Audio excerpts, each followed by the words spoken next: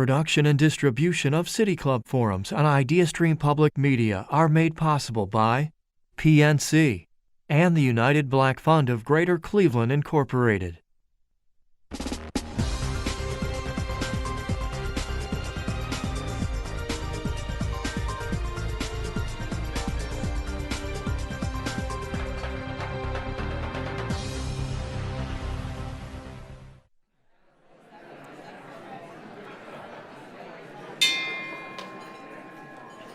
Good afternoon and welcome to the City Club of Cleveland, where we are devoted to conversations of consequence that help democracy thrive. Today is Friday, September 9th, and I'm Dan Moulthrop. I'm Chief Executive here and a proud member, and I'm really pleased to introduce our forum today. It is a part of both series, our Authors in Conversation series and our Health Innovation series. If it seems to you like 50 is the new 30, or maybe 60 is the new 30, you might not be wrong. Standard aging milestones, once considered the norm in prior generations, are now occurring later in life. And perhaps it's because now there literally is more life to live. With new scientific breakthroughs and cutting-edge technology, the human lifespan is expected to continue to increase. In the new book, The Great Age Reboot, Cracking the Longevity Code for a Younger Tomorrow, our guests today take a deep dive into the trends that have led to major medical breakthroughs. Things like stem cell rejuvenation and gene editing. The authors suggest that in the coming decades, living to 100 or even 120 will become more common. This increased longevity is being called the next major societal disruptor. Longer lifespans will change not only our own lives, but also our culture and dramatically shift views on aging. So the big question is, are we ready? Joining us to discuss whether or not we are ready and how to get ready is co-author Albert Ratner, the former CEO and chairman of Forest City Enterprises, a man who probably needs very little introduction here in this audience. Also, Dr. Michael Roizen, he's the chief wellness officer at the Cleveland Clinic. Their co-author, Peter Linneman, Dr. Peter Linneman, is joining us virtually from his office, and he's an economist and founding principal at Linneman Associates. And moderating our conversation is Dr. Stephanie Brooks. She's the Dean of the College of Health at Cleveland State University and a newcomer to Cleveland. Welcome, Dr. Brooks. Yes.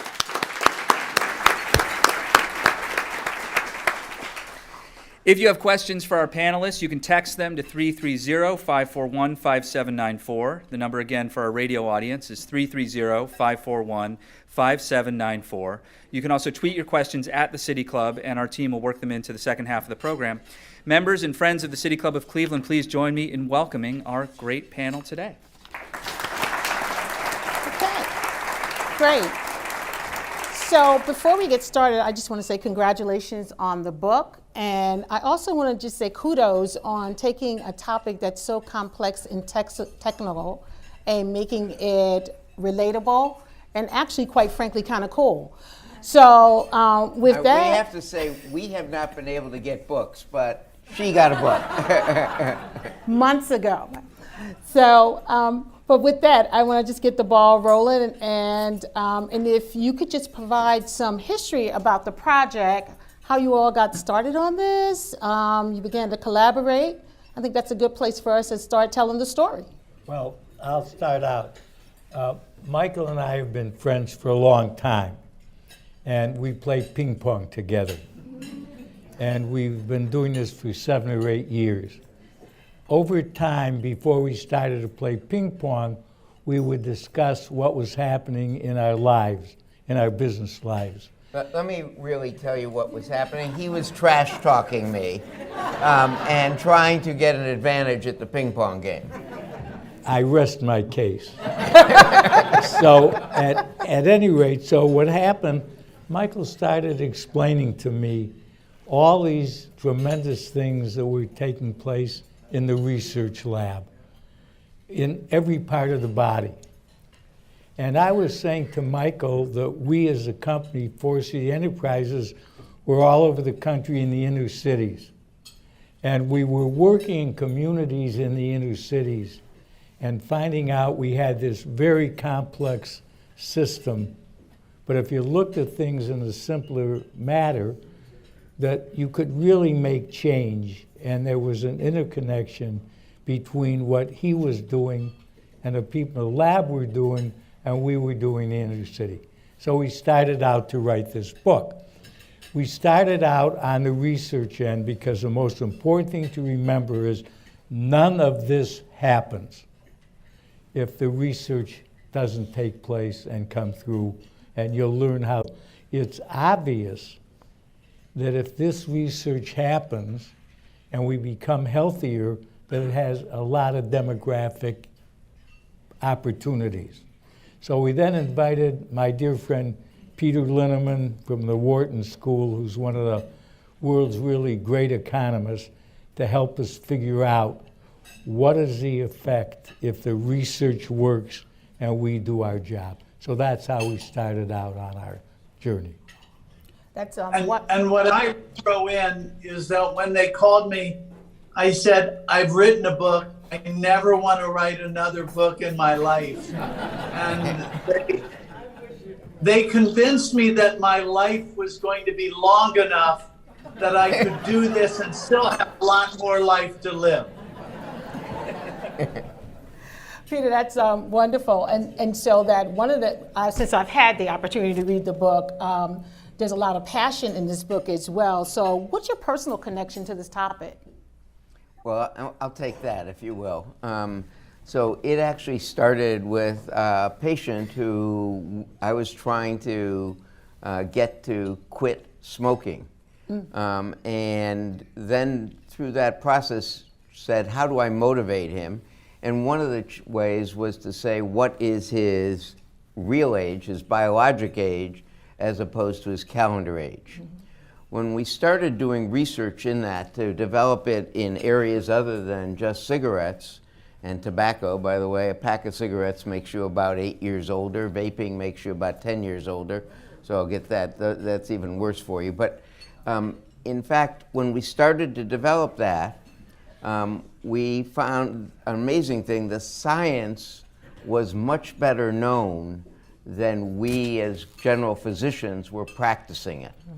That is, in fact, last year, 2 years ago, the American Heart Association called up and said we should all have blood pressures under 125 and under 85. That was known back in 1980, believe it or not, I mean, when we started doing this work. So we as physicians weren't, so I needed something to motivate patients.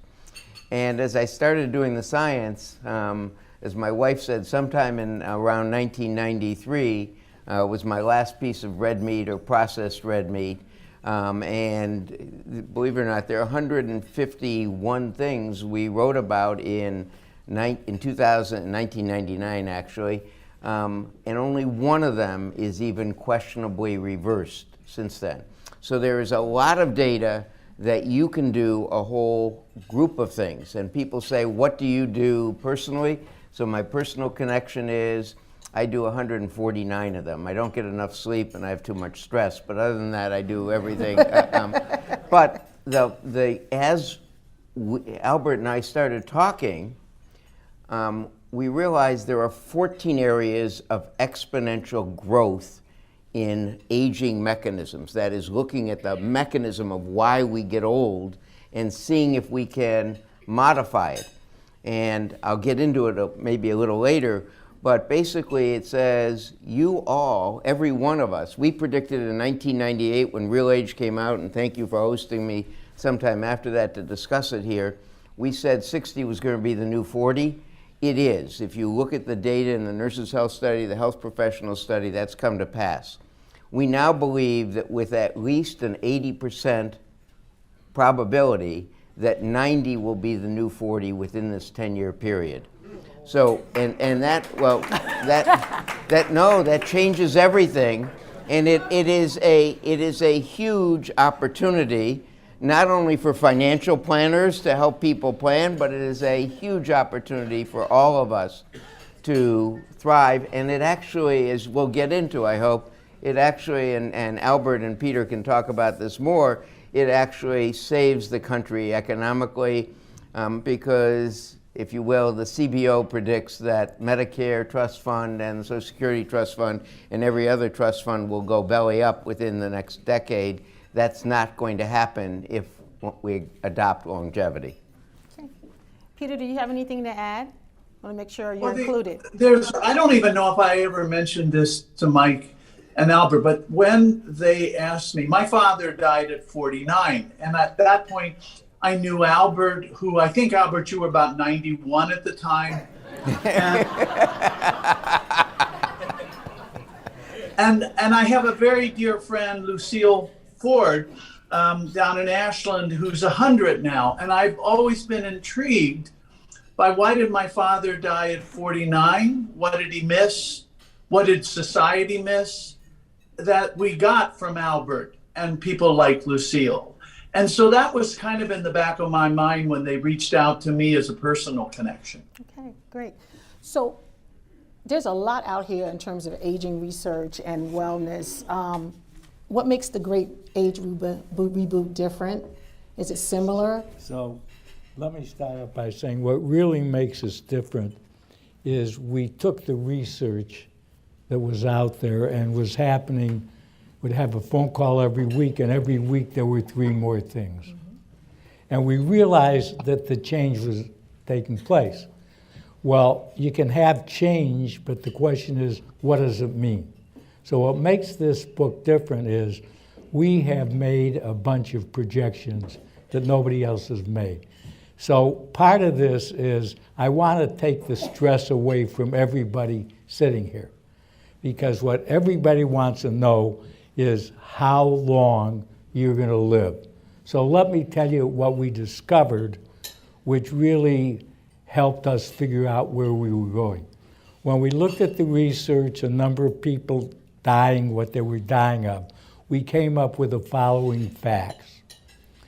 That if you're 25 years old or younger today, that you had a life expectancy today on the books of about 75, maybe 79 years.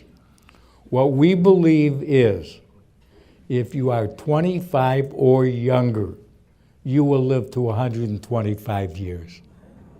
So let me just take the other end. If you're 75 years, you will live to 100. So the range is, you can take whatever range you have, and that's what the range is.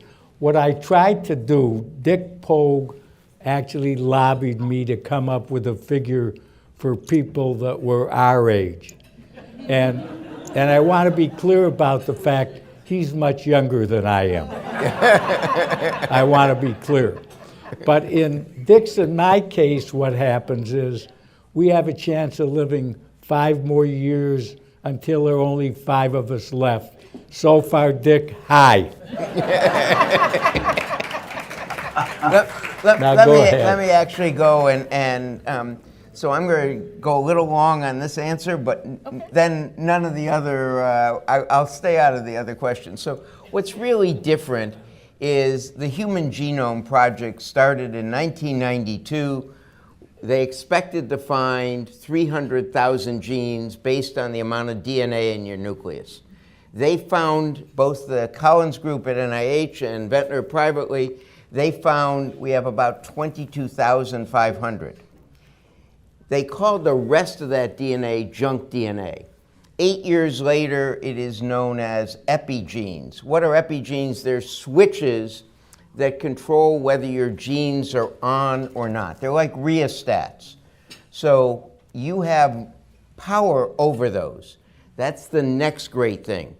So the point is, let me give you the example. If you walk fast or lift weights or do exercise, other physical activity that stresses a muscle, you change one of those epigenes that changes the gene in the muscle that turns on a small protein. All genes are as protein factories.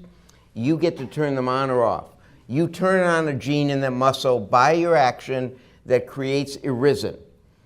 Irisin goes to your brain and releases brain-derived neurotrophic growth factor, which grows your hippocampus. The hippocampus is the only organ in the body where size matters. It is your memory center. You're supposed to laugh at that. It is your memory center, and it is, if you grow your memory center, you decrease dementia. So why does physical activity, we always said, well, physical activity must help your circulation, and that may be why your brain, it does that. But it does much more than that. It actually turns on a gene. And what we've learned is, for example, stress management, having 6 friends, hello Dick, having 6 friends that you call once a week or once a month and are vulnerable to is the best stress management. It changes 256 genes from on to off or off to on. So you have enormous power. And what has happened lately in the research is not only knowing this and knowing a little more about it for what you can do in what we call self-engineering. You are a genetic engineer, better than anyone at MIT or Caltech ever was for you. But in addition, the medical research community is learning how to use that information to help change the ones that you don't already have the power to change.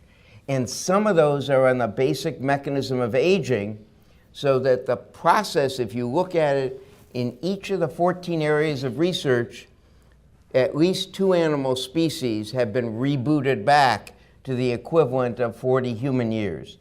And what that does is it changes everything for society. And I'd like Peter? Oops, sorry. Well, when it just struck me that if Albert gets booted back to 40, wow.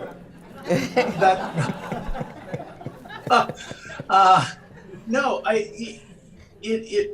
your comment about the self-engineering, Dean, one of the things you had asked the other day is what did each of us take away from this effort? The thing I took away that I didn't know as I guess a fairly educated member of society is just how much we control our own DNA. We control about 80%. And when you say we control 80% and science is working to help us control that 80% and to get to the 20% we don't control, how is this different than other breakthroughs like transistors or computers or electricity? It gives us more of us. And us is what created electricity. Us is what created computers. And when you start creating literally more time, more productive time to figure out and to interact, the growth prospects for individuals and society are just beyond imagination, really. And they have huge changes on business. The one we always joked about, and I'll give you a serious one. The one we always joked about is if you could genetically engineer to control fat, Weight Watchers goes out of business and Haagen-Dazs stock I want to own, right? I mean, there is that kind of, and you can go through all dimensions of society in that regard. On a more serious level, one of the things we realized was that if you don't live very long, the mistakes you make don't last very long. But if you're going to live a long time, the mistakes you make in life can haunt you a long time. Careless driving, careless behaviors will last, not saving, etc., will stay with you a long time. The flip of that is the good that you do will reverberate much longer, and you'll have much longer to implement that good. Yeah, there's so much to talk about, and as I listen to both of you and your comments about rebooting, and as a clinician, I'm thinking about how do we motivate individuals to understand that they have the power to live longer, change their habits. And so I'm wondering if you have any thoughts about that. Just before you go there, you would ask what made the book difference. I think the biggest thing that made the book difference was the two of them sitting down and looking at the causes of death, looking at the research that was going to take place, and come to the conclusion that the death rate per 1,000 was going to go down from 9.2 or 9.3 to 2.2 or 2.3. And that was the result of it. That resulted in a set of numbers that said that in the 3 decades, the first of which we're living to 50, that we would have an increase in the population in the United States of 117.5 million more people. We did that, and what we discovered was the federal government, at the same time that we said it was 117.5, in 19 said it was 55 million.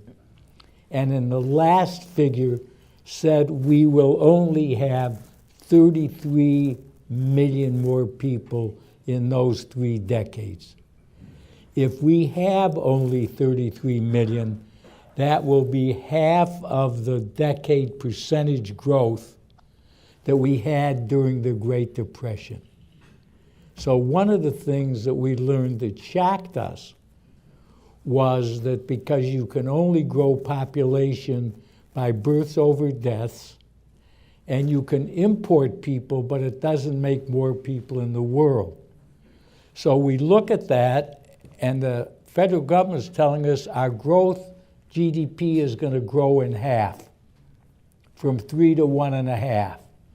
We can't allow that to happen. So we then looked at the various ages, and this is what we discovered. Of the 117.5 million people, there would be a 5% increase in people that were 40 and younger. Over 3 decades, a 5% increase. In 79 to 40, there would be a 25% increase, and in 80 and over, there would be a 550%. And what it means is if we take care of ourselves, everybody in this room is going to be here. So the difference is we're concerned about the practical effect of what happens to our people, our city, and our country. And Peter keeps saying, and he's right, this is not a choice.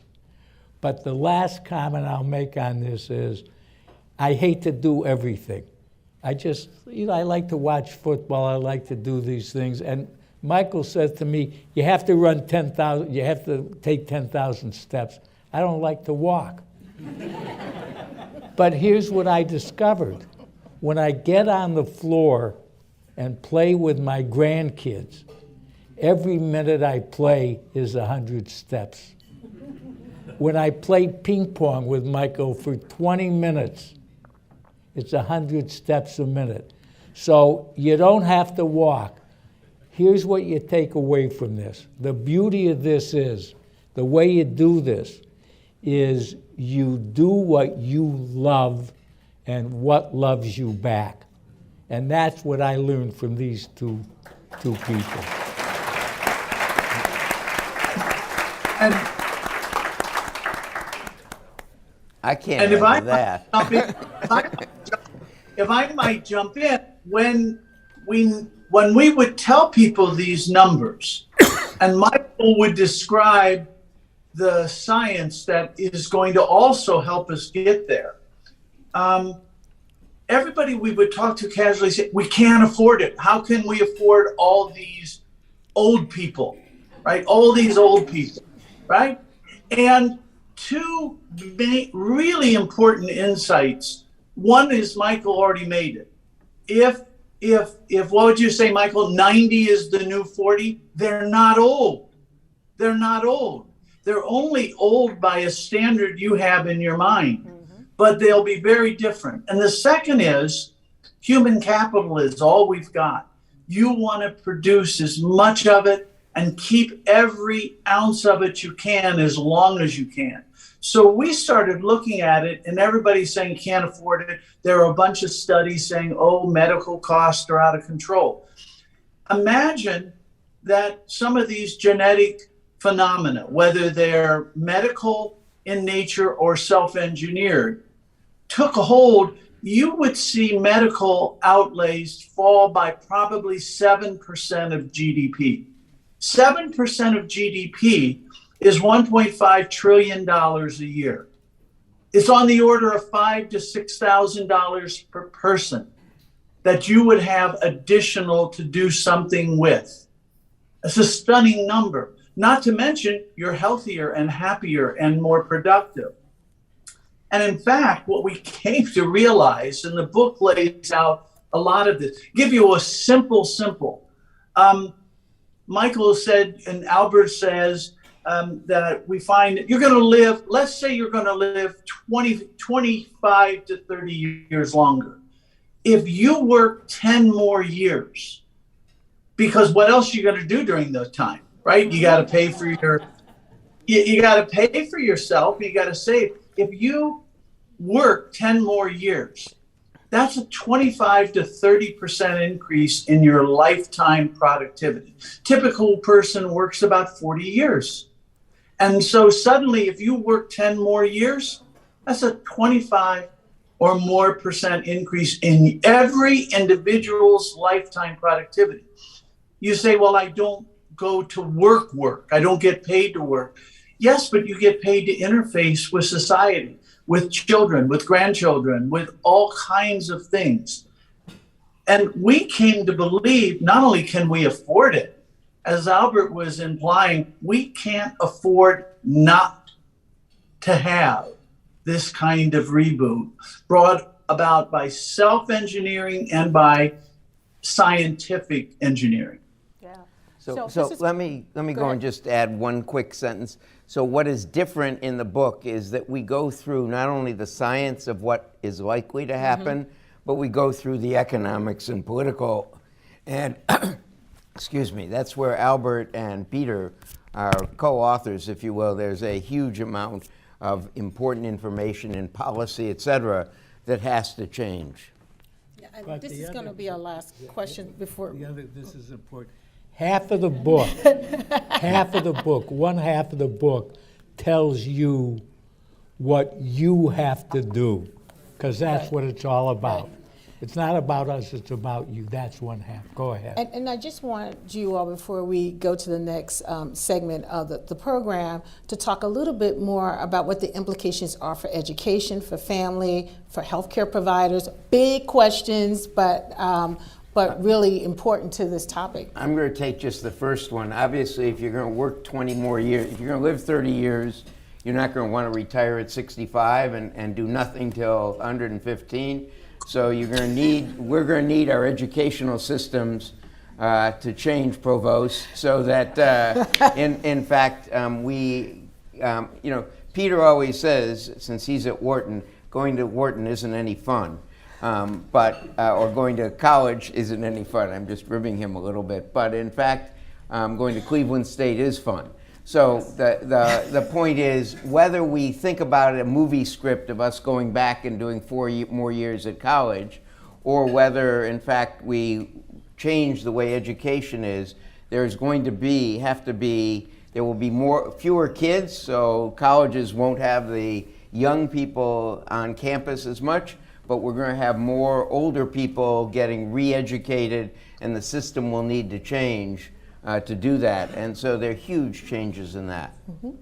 And those could be anything from traditional classes to YouTube clips to books to everything in between. My only comment was, I don't think most people say, oh boy, I hope I get 6 more years of college, right?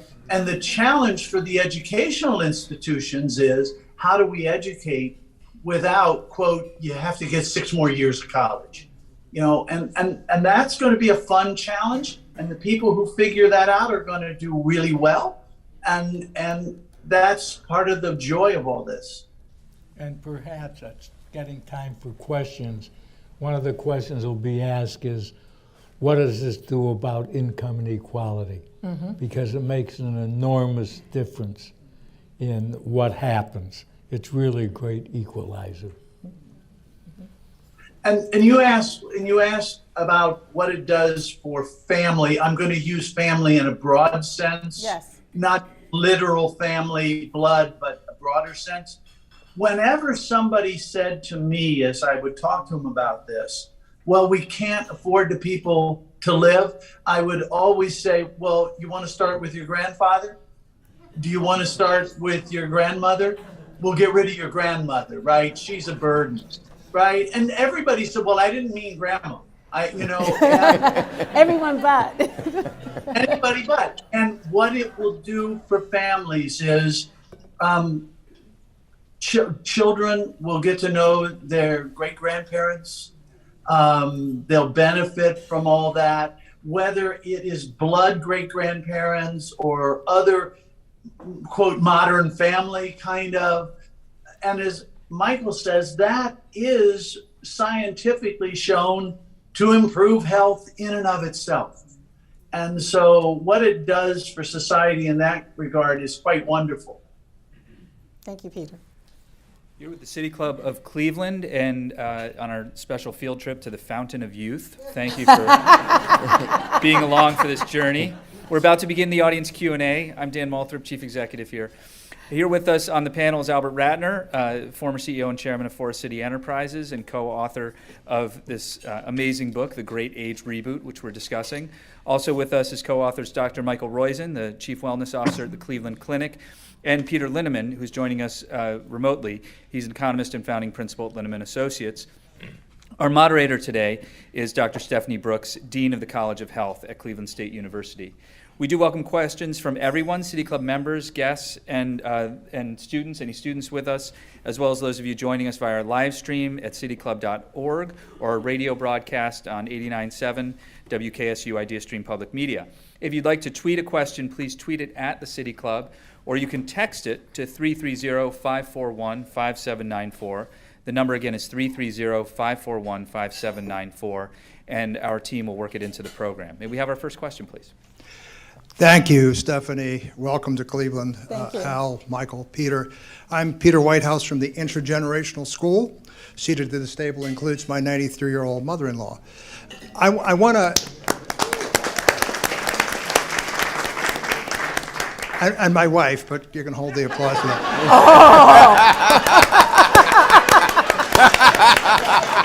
But actually that illustrates, I think, what you guys have illustrated so well. Being positive and a sense of humor is so important to longevity.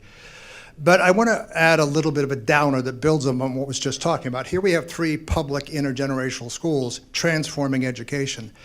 But Michael, to you as a physician, can I mention the word public health? And the zip code that you live in makes a big difference in how long you live. So how do you fit that into your framework? And Al and Peter, as economists, there's another eco word called ecology floating around. And there's a lot going on in our environment that is going to be really challenging to how long we live. So apologies if that's a downer, but I think we have to take these issues seriously if we're going to develop a comprehensive program around why we want to live longer. Thank you. So let me take a whack at public health, because in the work that we did in the inner cities, health became a big issue. If the people weren't healthy, they couldn't perform. We're blessed in Cleveland with one of the great medical systems in the world. And each of the hospitals, for example, and the fact that we have a school of health begins to tell you where our focus is going. But it turns out that, I'll pick one, Metro General has put together a Hope Institute, which I believe actually is the best I've seen in the country in dealing with poverty. It takes individuals, it finds out what's wrong with them, it assigns them to agencies to help them. It's not hard to deal with these problems if we just ask the question, what's the problem and what do we do? And forget about whether it's abortion or this or that. Look at what the problem is. We have the best institutions, we have sick people, we know how to do it. We just have to get together to do it. That would be my answer. A year from now, I would bet this is going to be a very different city than it is today. because of everything that's happening. And let me take one of the issues that Peter covers, and Peter, maybe you'll get into it, but if you save, that's Peter Linneman rather than Peter Whitehouse. If you save, what Peter taught me is if you save 3% of a $15 per hour income starting at age 22 and go to age 65, and it accumulates at 4% gain compound interest rate, you end up with around $250,000 at age 65. But if you don't touch it till 95, it's 1.4 million in today's dollars. And if you have a company like the Cleveland Clinic that matches that, it's 2.8 million in today's dollars. And if you mandate that, as Australia and Denmark and Singapore have done, you do a lot to get away from wealth inequality. Now, believe it or not, while we were looking at the galleys to this book, all of a sudden it turned out the House of Representatives of the United States has passed that. And it's now sitting on the Senate. We hear that the Senate is going to act on it before the end of this, whatever you call the session. And so there may be the chance that our policymakers it was bipartisan at the House. So it may be the chance that our policymakers do this so that we get away from wealth inequality. Now, that doesn't say what we need to do in the meantime is exactly what you put on, is how do we get rid of some of the health inequality. That's a pretty tough problem if we can't motivate people to do things, if you will, in self-engineering. But if we can motivate them, it becomes a much easier problem. So the message is that things like the City Club, thank you, Dan, for doing this, is a really important venue to get this out to broad audiences. And let me, if I might, react to the other downer, the environmental and other challenges like that. We know economically that Malthus was wrong. And we know that Ehrlich was wrong. Empirically, we know this. And the reason they're wrong is because of human ingenuity. And the phenomena here is the more longevity we create and the more productive longevity, that's how environmental problems get solved. And there's a very interesting book by Marion Tupy recently that shows the solution to problems is people, not fewer people. And it always has been. And when you look at the big picture. And so I want all this longevity to solve these issues. I don't know how they're going to solve it, right? That person may not even be out of grade school yet, but we want that longevity. Let me just add one more thing on that. The genetic engineering revolution isn't just changing human health, but biomanufacturing is occurring. And how many of you here like beer? How many? Okay, there are a few of you at least. So beer comes in a bioreactor because they've got yeast that produces the beer. Well, we can now genetic engineer the yeast to produce anything. You want corn, the yeast can do it.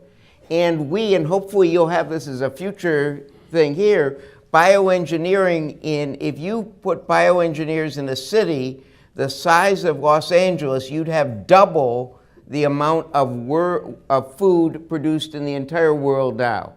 This is already solvable if you want, and it will be solved, just as, if you will, longevity.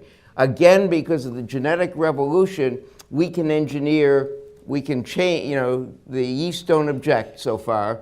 We can change what the yeast produce in proteins and, in fact, bioengineer enough food for the world in a city half the size of LA.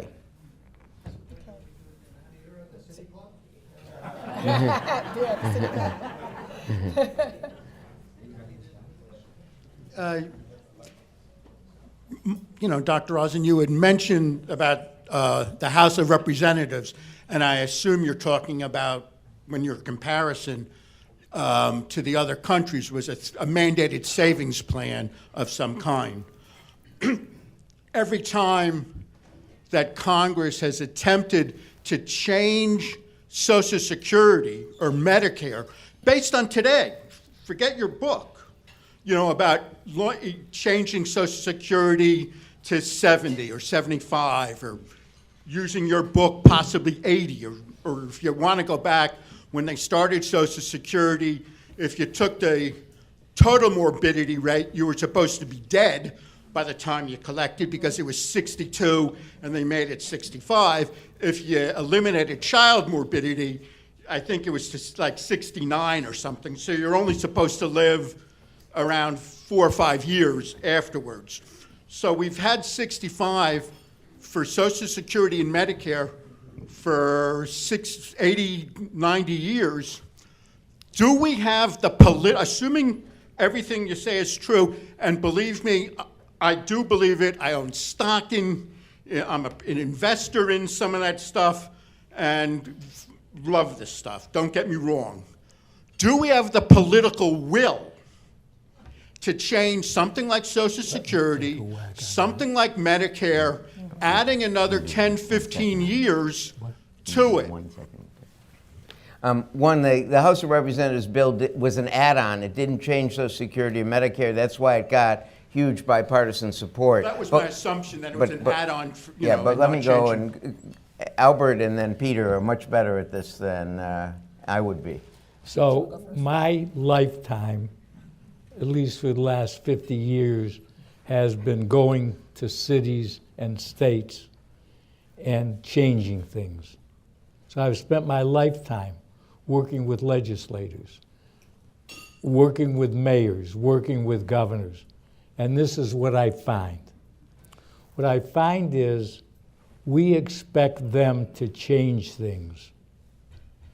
And if you look at the way the country works, you can see how that dysfunctions when the communities themselves don't understand that this change can only take place in the communities.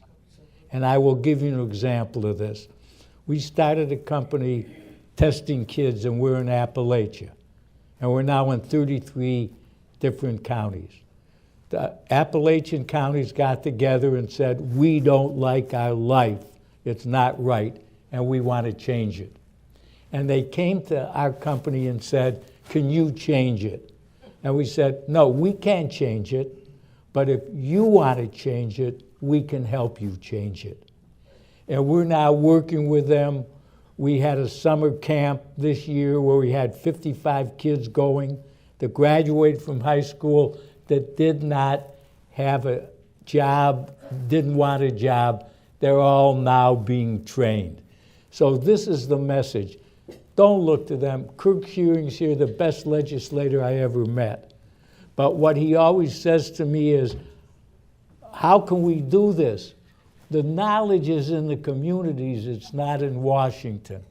If Cleveland got together and said, this is what we want to do, and you sat down with the governor. For example, I've talked to the governor about longevity, and he said, I'll put money in longevity, but what does Cleveland want to do? So if there's anything you learn from this, don't depend on people outside this room to bail us out. They can't. They don't know how. It's not why they're here. Our job is to tell them how to solve problems. So I'm really optimistic as this takes into place, when I see what's happening in Appalachia, when I see what's happening with things that the university is doing, the hospitals are doing. So if you leave here with any idea, forget them, honestly. Come up with an idea and go to them, and let's get it done. We've spent our whole life waiting for somebody to help us. The takeaway of what we're talking about, this is all about us. It's not about the legislature, it's not about all these others, so it's about us. If we want a better world, we can live longer, to help people for a longer period of time. And this isn't just philosophy. This is the way I've seen it worked in the worst parts of the country, in the worst housing parts of the country, where people have lifted themselves up. People don't want to hand out, they want to hand up. So I'm really optimistic that we're going to be forced to change. Because when you take a look at what's happening to employment, you can't get employees, well, what are you going to do about it? You're going to start closing businesses down. So I'm really optimistic, and we will change those things, and this is the group that can change. Peter, do you want to add anything before we take the next question?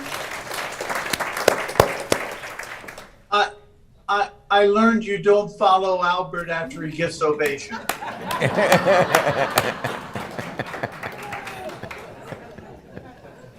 Next question. Next question. I'm still getting my mind around, Albert, you transporting back to 40, but I think that'd be a good thing. And as somebody who got a call from Albert before 8 in the morning, I think he's already there. But thank you for all you do, Albert, in our community. I'm Chris Ronay, and I just wanted to ask a question about the factors of isolation in our society and how much, Peter talked a little bit about the 80% factors within us, but what we just saw in terms of the 2-year downturn in longevity, every attribute seemed to focus on the issues of mental health, addiction, not even just pandemic issues, but just obviously related, but people living now in a more remote environment and suicides up, mental health challenges. Mm-hmm. So on a public policy level, pouring our money obviously into education has got to be a first step, but on the issues of meeting people where they're at in their communities and helping pull together a more social society, more active society, I'm convinced he's still going where he's going because he's purposeful, right? Mm-hmm. How can we address from a public policy standpoint the issues that Metro, your colleagues are telling us, isolation is their biggest public health threat? So let me go and tell you what's been done in Britain and is now started in the United States.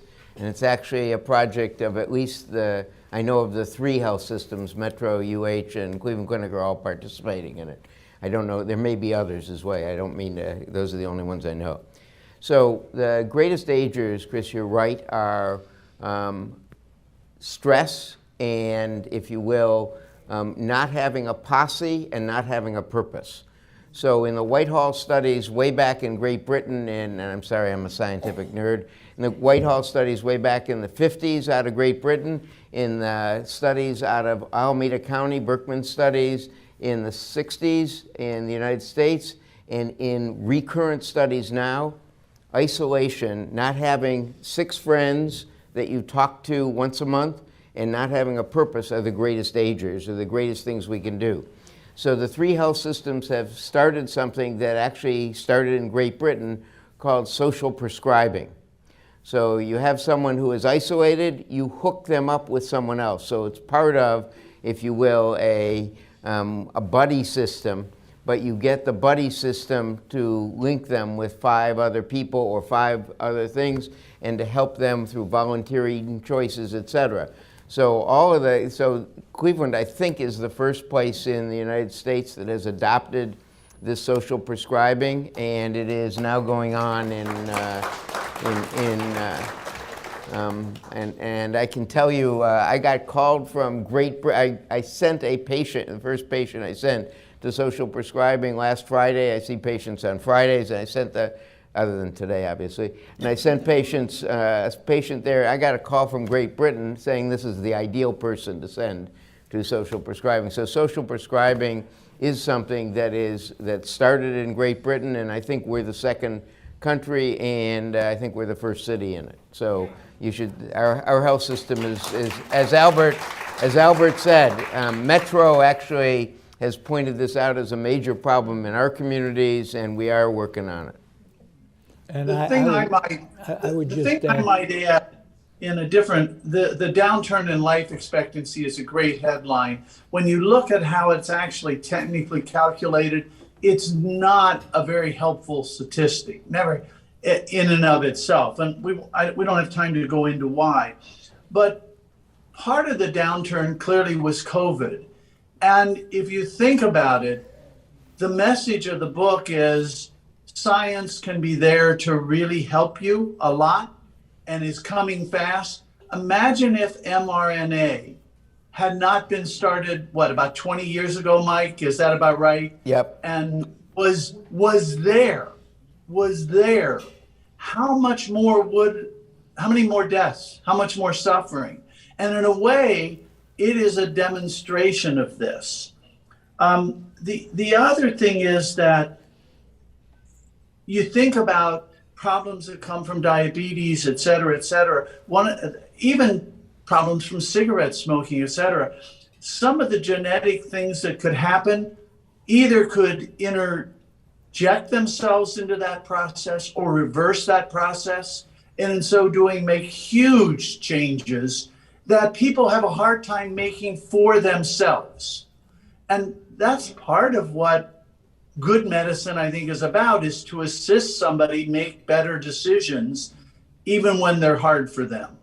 Immobilizing a hurt joint, for example, is to help what you can't do yourself. I'm going to take one add-on to that. So the mRNA vaccines got developed, and all of you have been exposed, or most of you have been exposed at least to the messaging about them. But it also is used in another way and aging mechanisms. So we develop senile cells. We actually develop them when we're born. Every year we get more and more, but we can't find them in people under the age of 30 because your body gets rid of them. But they put out a specific protein. So there's now a project, it has done it in 2 species, mice and another one, where you get a vaccine that knocks out your old cells. Why is that important? Because your old cells, 1, don't function well, and 2, they're like a piece of rotten fruit. They make all the cells around them old. So there's now an mRNA vaccine in testing that knocks out your senolytic cells. That happens, you're going to get a lot younger from that way. That again is a benefit of what's happened because of COVID-19. So life expectancy, we can do the calculation. It assumes that we're all going to die, that calculation, from COVID-19 at the same rates we did last year. We're not Correct. going to. And hopefully the progress that made is going to ricochet into aging mechanism research. Thank you, and I really appreciate the panel today. And I actually had some conversations with Albert in the preceding months, who gave me some preview of some of the work that you guys are presenting today. So it's been very, very enlightening. I will share with you, just to be honest, my question was COVID-related and life expectancy, and you've already dealt with that. So let me pivot to an education question. My youngest son is in Cleveland. He is a high school chemistry teacher. And what I'm wondering is, most of the time in the high school years and maybe in the first couple of years of college, you first get aggressively exposed to the health sciences. So my question is, how do we take this work and start injecting it into our 13, 14, 15, and 6-year-old years, their learning processes, the curriculum at the high school level? Because it seems to me that that's a generational opportunity that if we can take advantage of it, and by the way, if we can take advantage of it here in Northeast Ohio, maybe we create a model that could be replicated across the country or the world. But to me, that I think is a great opportunity. I have an answer for that. Make the Great Age Reboot mandatory reading for everybody. So let me just make a comment about the educational system. We've been trying for 50 years to figure out the educational system. It's become very complicated. One of the things that we know, for example, if you take poverty, according to the census, that if you take poverty, if you do 3 things, if you graduate from high school, if you have a job or go on to college, and you don't have a child until you're 22 years of age, there's a 2% chance you'll end up in poverty. If you do all of these things wrong, there's an 88% chance you'll end up in poverty. If you look at the school agenda and you think of those 3 things and you ask yourself, how much are we teaching about those 3 things? Well, it's the same thing with longevity. In what we're doing in Appalachia is we're putting Appalachia into the high school programs. This is a part of what you do. So we have to rethink of the world is like. And we have to say, what are the life skills that people need? We have a telephone that can teach me everything I learned in 16 years of education. So I think what it is, if we're willing to say it doesn't work, we can figure out what to do. If we accept the way it is, we're sunk. So the Great Lakes Science Center people are here, and in fact, one of the things is they make learning science fun, and so if you go there, you'll see what we should be doing in every high school class. So I think we have that.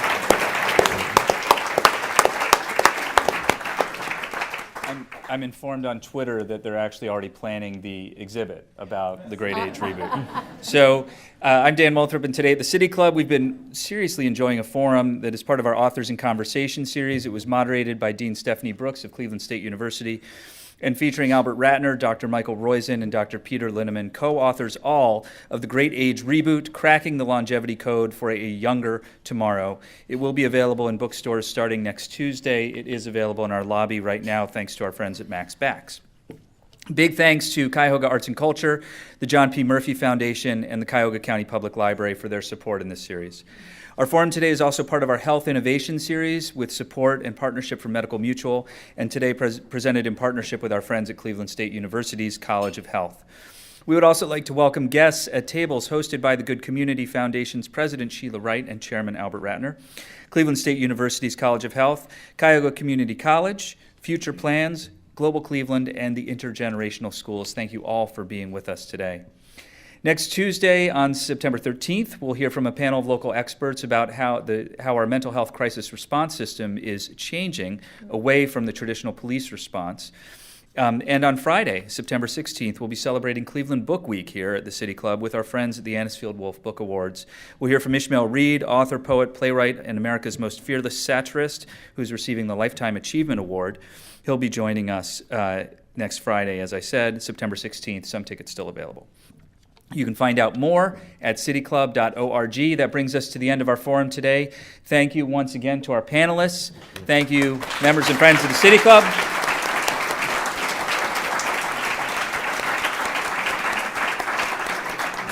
I'm Dan Moulthrop. Our forum is adjourned. Have a wonderful weekend.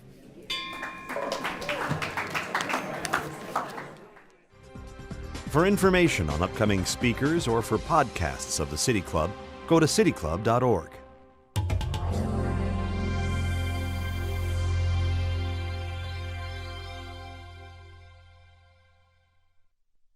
Production and distribution of City Club forums on IdeaStream Public Media are made possible by PNC and the United Black Fund of Greater Cleveland, Incorporated.